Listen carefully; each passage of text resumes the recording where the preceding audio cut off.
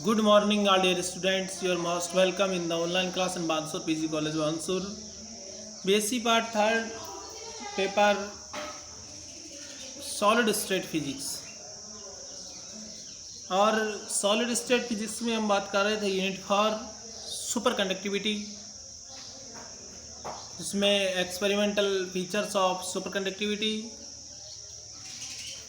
ये अपना हो गया था। उसके बाद हमने शुरुआत की थी लिनियर इक्वेशंस, ये भी पूरा हो गया। और आज हम बात करेंगे फ्लक्स क्वांटिजेशन, फ्लक्स क्वांटीकरण। देखिए, बहुत इम्पोर्टेंट ये टॉपिक है फ्लक्स क्वांटिजेशन, फ्लक्स क्वांटीकरण। देखिए, किसी भी अतिचालक पदार्थ को जब आप क्रांतिक ताप से कम ताप पर T TC पर बाह्य चुंबकीय क्षेत्र में रखते हैं तो क्षेत्र रेखाएं पदार्थ से प्रतिकर्षित होती हैं, और यदि T TC पर पदार्थ को बाह्य चुंबकीय क्षेत्र में रखते हैं तो क्षेत्र रेखाएं संपूर्ण पदार्थ के अंदर से गुजरती हैं, क्षेत्र रेखाएं पदार्थ के अंदर से भी गुजरती हैं। अर्थात मैग्नेटिक फील्ड जो है पदार्थ के अंदर वो जीरो के बराबर नहीं होता है, लेकिन T>TC पर मटेरियल के अंदर मैग्नेटिक फील्ड लाइंस नहीं जा पाती हैं, वो प्रतिकर्षित होती हैं, या फिर मटेरियल परफेक्ट डायमैग्नेट की तरह व्यवहार करता है और मैग्नेटिक फील्ड लाइंस जो है वो पदार्थ के अंदर प्रवेश नहीं कर पाती हैं। क्षेत्र रेखाएं पदार्थ से दूर जाने लगती हैं, तो पदार्थ के अंदर चुंबकीय प्रेरण B का मान 0 होना चाहिए, 0 होता है। लेकिन बात यह है कि अतिचालक अवस्था में पदार्थ के अंदर चुंबकीय प्रेरण B का मान 0 होता है, मटेरियल पूर्ण रूप से प्रतिचुंबक की भांति व्यवहार करता है, लेकिन पदार्थ या फिर कोई वलय हमारे पास है जो अतिचालक से बनी हुई है, उसको क्रांतिक ताप से कम ताप पर रखा गया है, तो उस वलय के छिद्र में चुंबकीय फ्लक्स 0 नहीं होता है।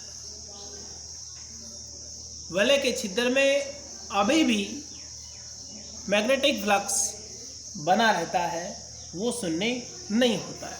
बात यह है कि सारे पदार्थ में मैग्नेटिक फील्ड लाइंस नहीं गुजर पाती, मैग्नेटिक फील्ड लाइंस ही जो है वो प्रतिकर्षित होती हैं, मैग्नेटिक फ्लक्स का एक्सक्लूजन होता है, लेकिन मटेरियल के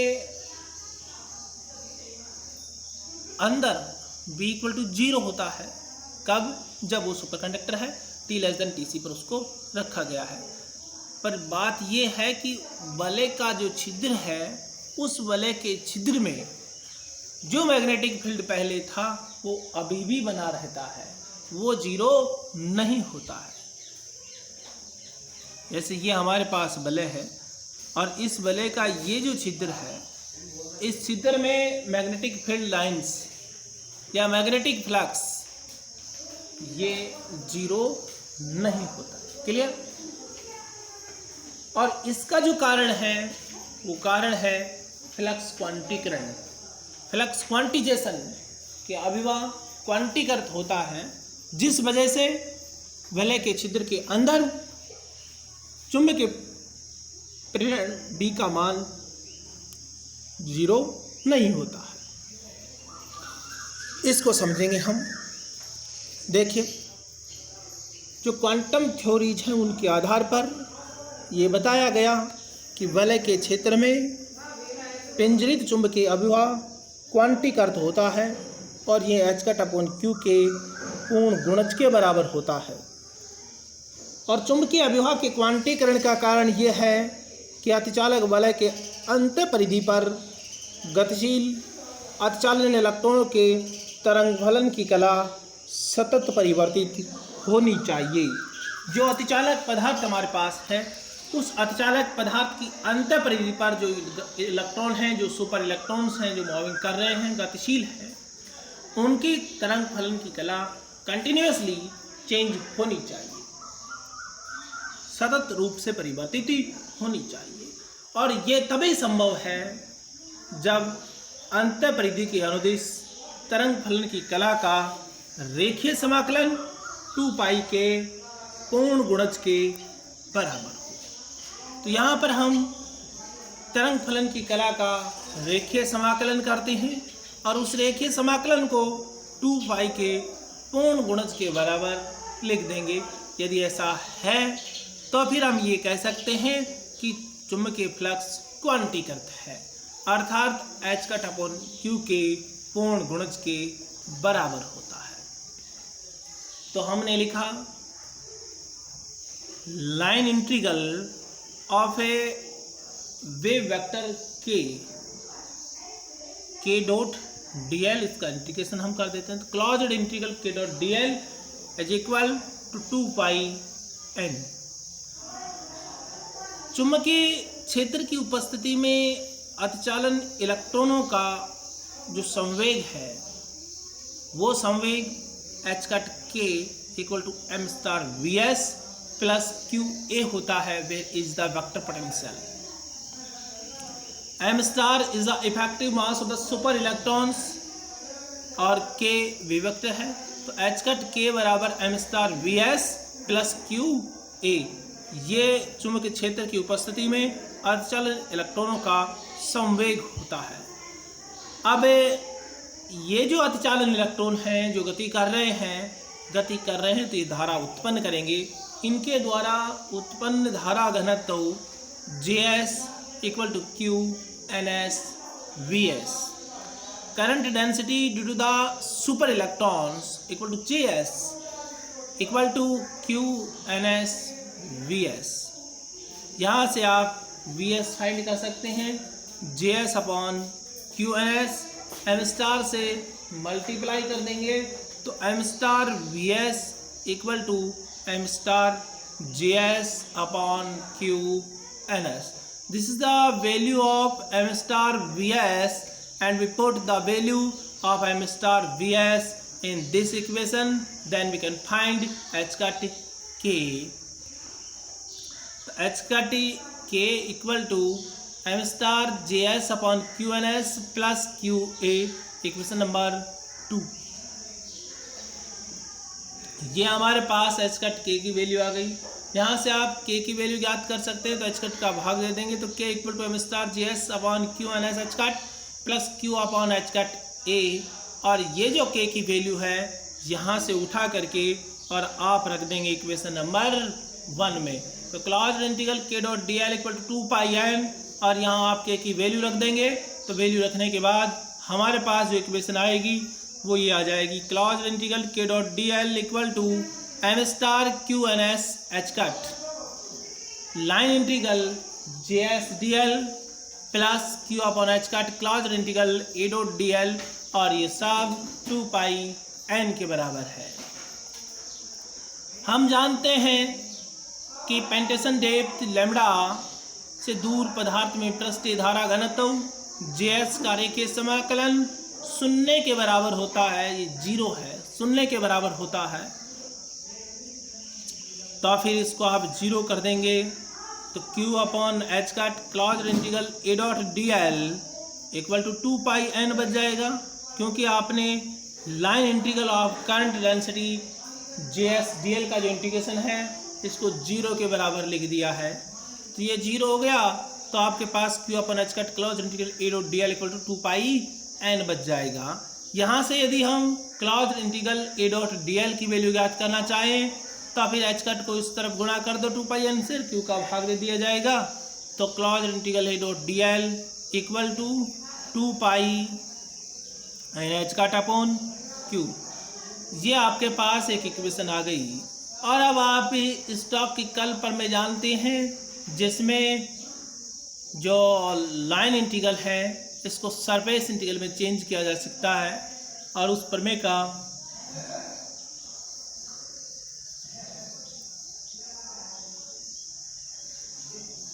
स्टॉक की कल प्रमेय का यूज यहाँ पर हम करेंगे।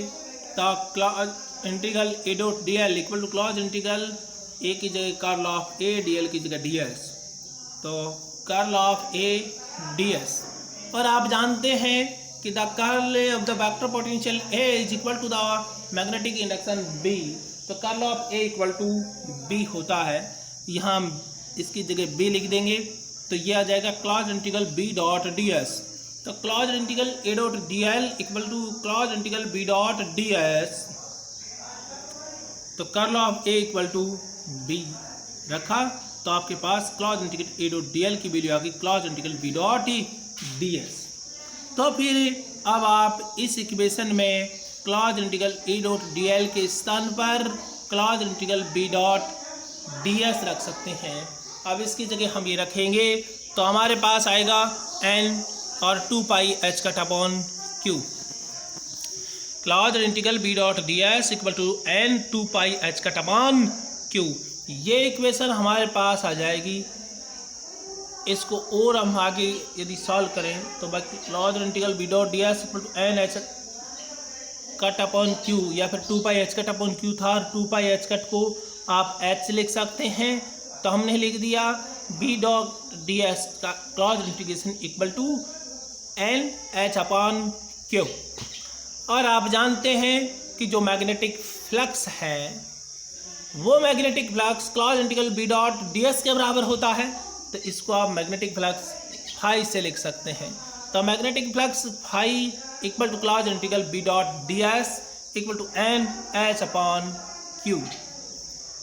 यहाँ पर जो ये मैग्नेटिक फ्लक्स है फाई, इस मैग्नेटिक फ्लक्स फाई को आप एन फाई जीरो लिख सकते हैं, क्योंकि ये जो मैग्नेटिक फ्लक्स है एन का या एच अपॉन क्यू का पूर्ण गुणज है, एच अपॉन क्यू का एन गुणा है और एन पूर्णांक है, तो आप लिख देंगे phi equal to N phi zero equal to N H upon Q, और where phi zero is the H upon Q and is the quantum of magnetic flux.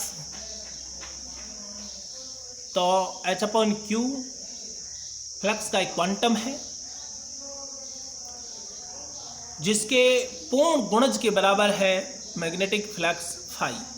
तो हम यहाँ से कह सकते हैं कि जो मैग्नेटिक फ्लक्स है फाई वो एच अपॉन क्यू के पूर्ण गुणज के बराबर होता है। और पहले हमने कह दिया कि आपको ये सिद्ध करना है, क्योंकि वलय के छिद्र के अंदर अर्धचालक अवस्था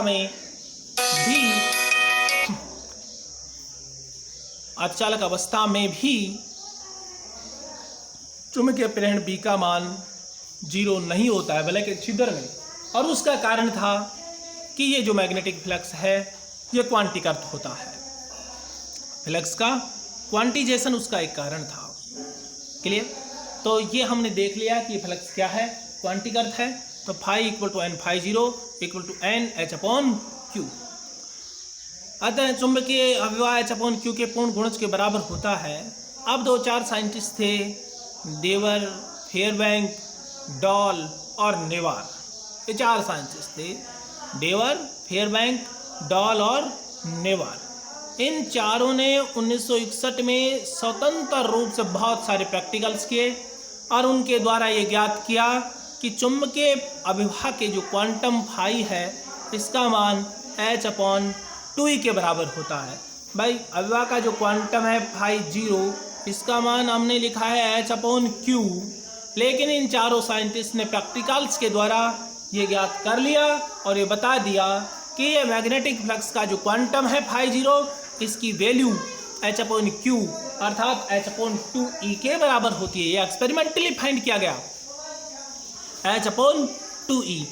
तो फाई जीरो इक्वल टू आप लिख सकते हो H upon Q equal to H upon 2e, और एच की वैल्यू रख दीजिए, ई की वैल्यू रख देंगे, तो फाई जीरो इक्वल टू आ जाएगा 2.06 इंटू 10⁻⁻15 वेबर।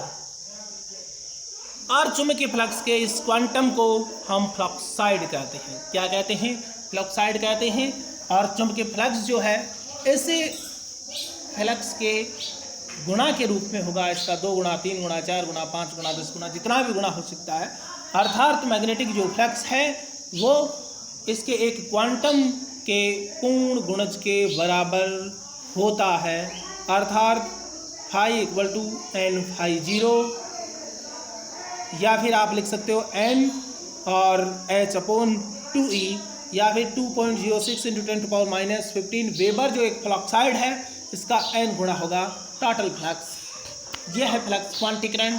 तो आज हमने बात की फ्लक्स क्वांटिजेशन की, जिसमें कि किसी को भी यदि कोई दिक्कत हो तो आप बता सकते हो, पूछ सकते हो। और कल हम नेक्स्ट टॉपिक की बात करेंगे। जो नेक्स्ट टॉपिक है वो है अर्धचालकता का BCS सिद्धांत, Bardeen Cooper and Schrieffer theory of superconductors. इसकी बात हम कल करेंगे। आज के लिए इतना ही पर्याप्त है। आप सभी का बहुत बहुत धन्यवाद। किसी को भी कोई भी प्रॉब्लम यदि हो तो आप पूछ सकते हैं, आप मैसेज कर सकते हैं, यूट्यूब पर भी आप कमेंट कर सकते हैं, ऐप में भी आपको ऑप्शन मिलता है।